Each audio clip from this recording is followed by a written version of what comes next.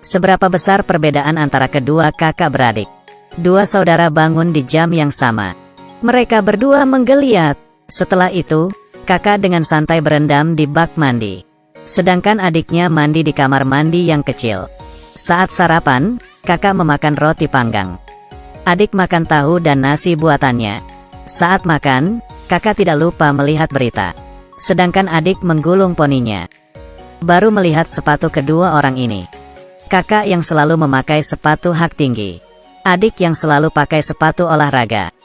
Hanya punya satu sepatu hak tinggi yang rusak. Tidak ada cara. Dia harus memperbaikinya sendiri. Tidak seperti kakak. Punya banyak tas mewah. Dua orang dengan gaya berbeda keluar dari rumah. Satu yang anggun. Yang satunya dengan gaya sederhana. Kakak punya sopir yang mengantarnya kerja. Tapi adik hanya bisa berjalan. Selalu khawatir terlambat. Tapi tujuan mereka adalah sebuah tempat yang sama. Sebuah seminar besar. Saat kakak diwawancarai di panggung, tiba-tiba, adik itu merebut mikrofon. Apakah Anda sudah memilih pilihan yang egois? Nona Su Rencai.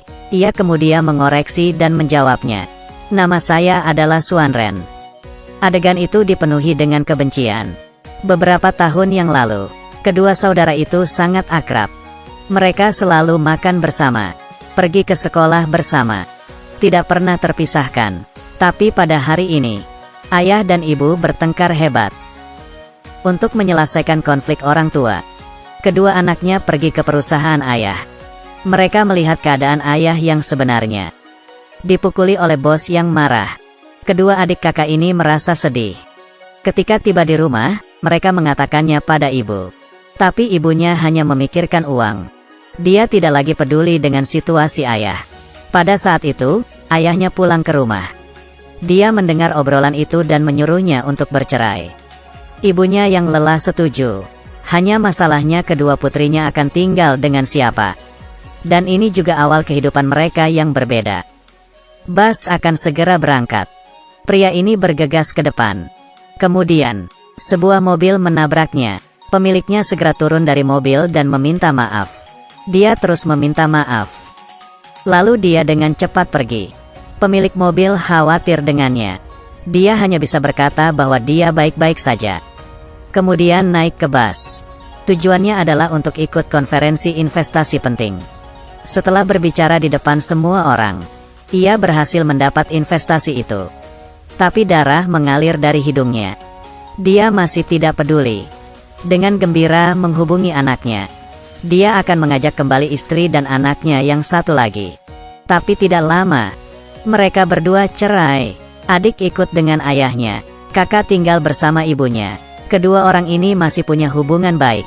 Tetapi ketika adik tahu bahwa kakak akan pergi ke AS, keduanya saling berkelahi. Hubungan menjadi rusak. Adik tidak mau memberitahu ayahnya masalah itu. Tapi sambil menangis dia berkata ingin makan ayam. Air mata ayahnya mengalir. Jika putrinya tidak punya masalah, ayam goreng akan sangat menyenangkan. Ayah sudah tidak sabar membawa ayam untuk putrinya. Tetapi saat dia masuk ke bus, dia hampir jatuh. Untung ada orang di samping yang menolongnya. Tapi kemudian tangannya mulai gemetar. Dan mulai bergumam. Penumpang lain mengiranya terlalu banyak minum alkohol. Tapi dia menjawab, "Saya tidak minum alkohol." Namun nada gemetar membuat penumpang menjadi tertawa. Pria ini mencoba menutupi tangan yang gemetar. Tapi tidak berguna. Bus berjalan lambat. Di dalam rumah, anaknya sudah menunggu. Akhirnya tiba di terminal. Penumpang sudah pulang. Tapi ayah masih tertidur.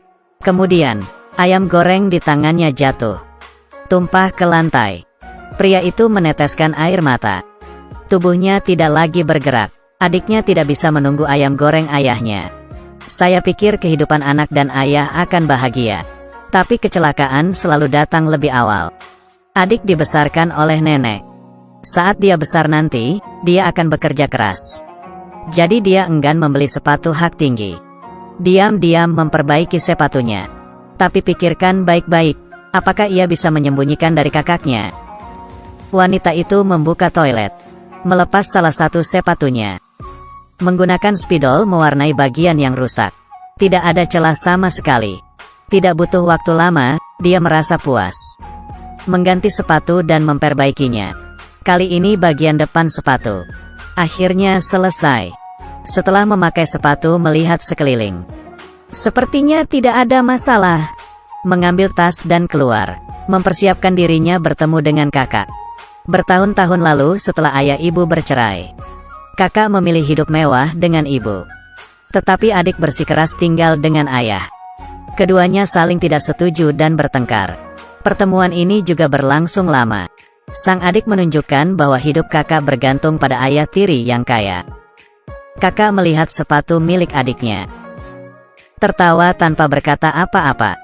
Kemudian dia mengatakan bahwa pilihan kedua adalah benar. Sangat gembira. Adik langsung berkata dia punya pacar palsu Namdosan. Dan berjanji akan membawa ke pestanya. Karena tidak ada orang yang bernama Namdosan. Ia putus asa mencari nenek. Ia berkata ingin bertemu Namdosan. Tapi itu hanya sahabat pena fiktif nenek. Tidak ada aslinya. Nenek hanya bisa mencari orang yang menyamar menjadi Namdosan. Ini adalah Huayun. Mereka bertemu untuk membahas rencana ini. Tapi kerjasama mereka berakhir gagal. Malam hari, adik datang sendirian ke pesta. Melihat orang asing di sekitarnya. Dia diam-diam melihat kakaknya. Seluruh orang tidak seperti dirinya. Tiba-tiba, lampu redup. Namdosan muncul di depannya. Ini pertama kali keduanya bertemu. Di pesta ini, sepertinya adik perempuan lebih baik.